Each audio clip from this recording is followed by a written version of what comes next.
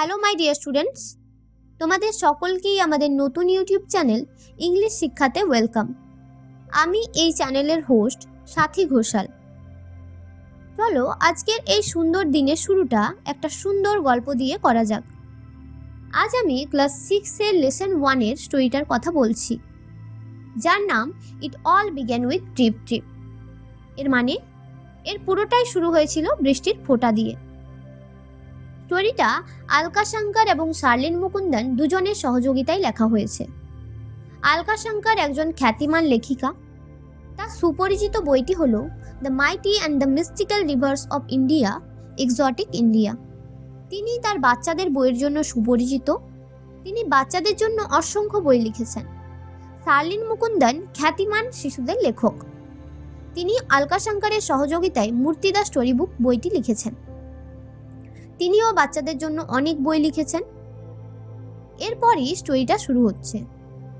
স্টোরিতে একজন কুমোরের কথা বলা হয়েছে, যার নাম ভোলেনাথ।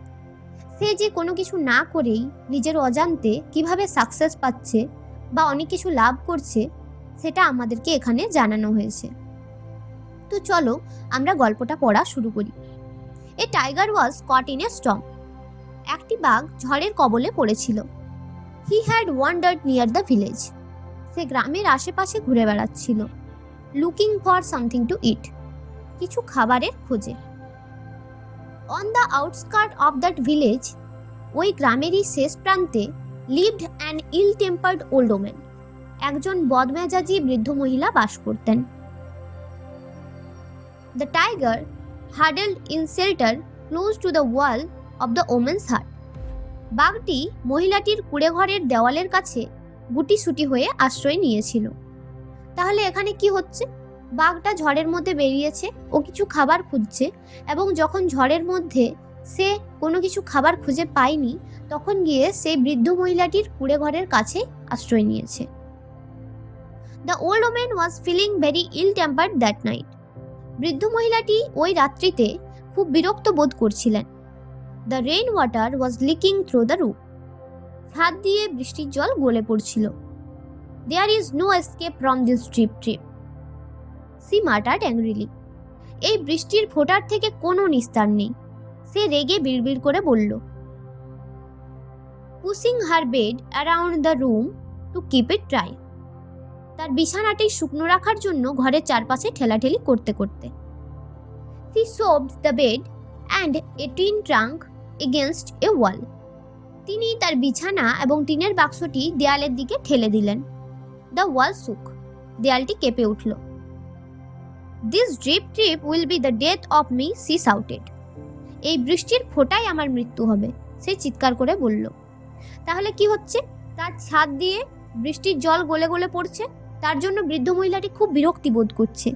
আর যেহেতু তার বাড়ির ছাদ দিয়ে বৃষ্টির ফোঁটা পড়ছে, তাই বিছানা বা বাড়ির যে ট্রাঙ্ক ইত্যাদি যে জিনিসপত্র আছে সেগুলো ভিজে যাবে।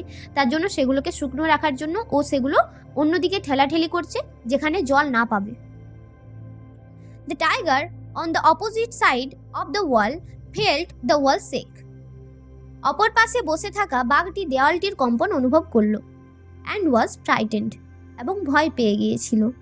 This drip trip must be a very dreadful creature. এই বৃষ্টির ফোঁটা নিশ্চয়ই কোনো ভয়ানক প্রাণী হবে। He thought, সে ভাবল। মানে কি? এবার বাঘটা যখন অন্য পাশে বসে আছে, ও ভাবছে এই যে বৃষ্টির ফোঁটার নামে বৃদ্ধ মহিলাটি এত কিছু বলছে, তাহলে নিশ্চয়ই এ কোনো ভয়ানক কোনো প্রাণী, যে সে বৃদ্ধ মহিলাটিকে মেরে দিতে পারে। সে এগুলো ভাবছে আর তার ভয় করছে। Meanwhile, ভোলেনাথ দ্য পোটার, ঠিক সেই সময় ভোলেনাথ নামের কুমোর, was out in the night. রাত্রিতে বেরিয়েছিল, looking for his donkey in the storm. ঝড়ের মধ্যে তার গাধাটার খোঁজ করতে। কি হলো এখানে লাইনটা? সেই সময় ভোলেনাথ নামের একজন কুমোর সেই রাত্রিতে ঝড়ের মধ্যে তার গাধাটার খোঁজ করতে বেরিয়েছিল। Suddenly he saw an animal huddled in the dark against the wall of the woman's hut. হঠাৎ করেই সে দেখতে পেল বৃদ্ধ মহিলাটির কুঁড়েঘরের পাশেই একটি প্রাণী গুটিসুটি মেরে বসে আছে। সে এবার কি করছে? সে এখানে যেহেতু তার প্রাণীটাকে খুঁজছে ঝড়ের মধ্যে, তো ও যখন দেখতে পেল যে অন্ধকারে একটা প্রাণী বসে রয়েছে, ও ভাবলো এটাই হয়তো আমার গাধা। ওকে, তো এখানেই ইউনিট 1 শেষ হয়ে যাচ্ছে। এখনও অনেকটা স্টোরি বাকি, এর পরের স্টোরিটা আমরা পরের দিন পড়ব। ওকে, তো আজকের জন্য এখানেই থাক। Tata, take care.